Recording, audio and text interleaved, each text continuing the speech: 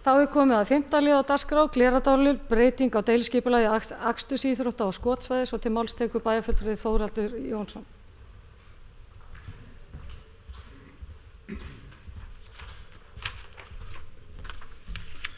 Forseti, ágætu bæjarfulltrúar.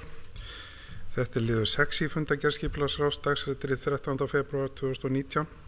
Lögði fram að nýju tillaga breyting á deiluskipulagi akstursíþrótta og skotsvæðis á Glerárdal í samræmi við beiðni Fallorku EHF, kennitala 600-302 4180 sem hafa frestað á fundi skipulagsráðs 30. janúar 2019.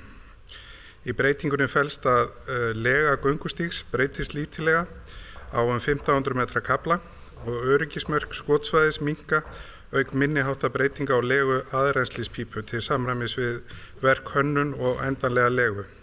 Skipulagsráð leggur til við bæjarstjórn að breytingin verði auglýst samkvæmt 1. málsgrein 41. greinar skipulagslaga. Takk fyrir.